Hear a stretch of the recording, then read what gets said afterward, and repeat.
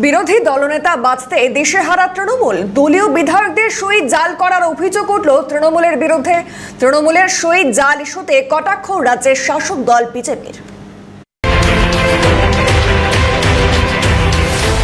ভরে ভরে দুর্নীতি তো ছিলই, এবার সইও জাল করে হাত পাকালো তৃণমূল।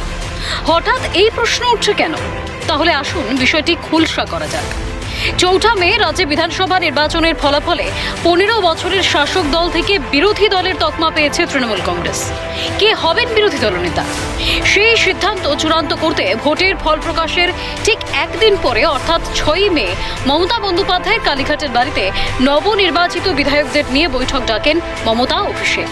সূত্রের খবর, সেই বৈঠকের পরেই সর্বসম্মতিক্রমে বিধানসভায় বিরোধী দলনেতা হিসেবে তৃণমূলের বর্ষিয়ান নেতা শোভনদেব চট্টোপাধ্যায়ের নাম পেশ করে তৃণমূল কংগ্রেস।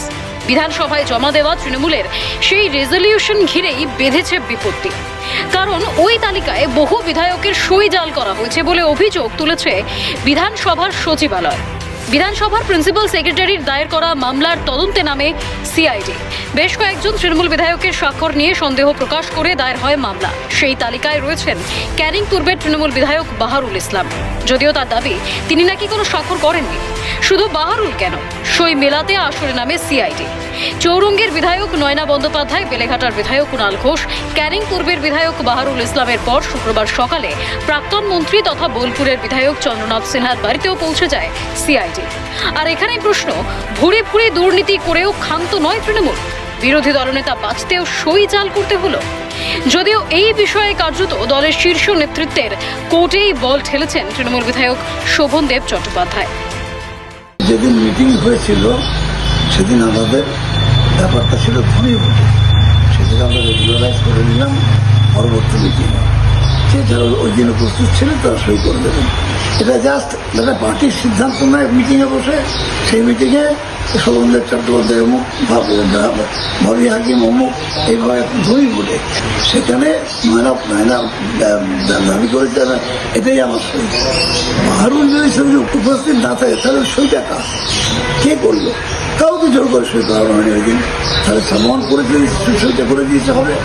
যারা ছিল তারাই সই করেছে, কিন্তু কারোর জন্য কেউ জায়গায় জোর করে সই করতে বলা হয়নি। আমি এই ধরনের অন্যায় কাজ জীবনে করিনি, কখনো করতে চাইও না। যদিও এই ইস্যুতে তৃণমূলকে কড়া আক্রমণ শানিয়েছে রাজ্যের শাসক শিবির। তৃণমূল দুর্নীতিবাজদের বেশি করে গুরুত্ব দিয়েছে। ধোঁকাবাজি আর এই ধরনের 2 নম্বরই কাজ করার পার্টি যাতে সব, আর যে যত বড় 2 নম্বর তাকে তত বড় নেতা করা হয়, যত বড় ক্রিমিনাল ভ্রষ্টাচারী তাকে তত বড় নেতা করা হয়েছে। তাহলে উপর থেকে নিচে কি করে এই ধরনের আকচাকচি হয়, চুলোচুলি হচ্ছে? দুর্ভাগ্য আমাদের পশ্চিমবাংলায় এমন একটা দল 15 বছর রাজত্ব করলো, মানুষ সহ্য করলো, যারা এনেছে তারা পরে চুপ করে গেল, বুদ্ধিজীবীরা ঝাঁপিয়ে পড়ে তাদের নেতৃত্ব করলেন, আজকে তারা মনি বাবা হয়ে গেছেন। এই পাপের ভাগ কে নেবে? সই জাল প্রমাণিত হলে সেই সদস্যের সদস্য পদ যেতে পারে, বক্তব্য বিজেপি বিধায়ক তাপস রায়ের। দুর্ভাগ্যজনক, পশ্চিমবাংলা বিধানসভায় তো আমি কখনো শুনিনি, সারা ভারতবর্ষেও কোনো বিধানসভায় এই ঘটনা ঘটেনি। মানে তৃণমূল একটা জোচ্চুরি করতে করতে করতে করতে বিধায়কদের, নিজেদের বিধায়কদের সইও জাল করছে, এবং এটা কিন্তু ভয়ঙ্কর, সাংঘাতিক। আমি হেসে হেসে বলছি বটে, স্পিকার যদি দেখা যায় যে এই সইটা কোনো এমএলএ, এটা যদি প্রমাণিত হয় তার মেম্বারশিপ যেতে পারে। বিজেপির জামানায় জাল রীতি চলবে না, সাফ বার্তা বিজেপি নেত্রী লকেট চট্টোপাধ্যায়ের। তারা নিজেরা এত 15 বছর ধরে সব কিছু জাল জাল করতে করতে, জাল সার্টিফিকেট, তারপরে জাল ভোটার আইডি কার্ড, জাল আধার কার্ড তৈরি করতে করতে এখন নিজেরা সইটাও যে কখন জাল করছে এবং কখন যে পরিবর্তন হয়ে গেছে, তারপরেও যে আজকের এই সরকারের আমলে এইসব যে জাল কিছু চলবে না সেটা ওরা ভুলে গেছে। ওরা ভেবেছে আগের সরকারের মতো এই সরকারও চলবে। জাল সই করে তারা বিধানসভায় উপস্থিতি দেখাচ্ছে, এটা তো এখানে আর চলবে না। তার মানে ভেবে দেখুন, এতগুলো বছর ধরে বিধানসভায় কি চলতো।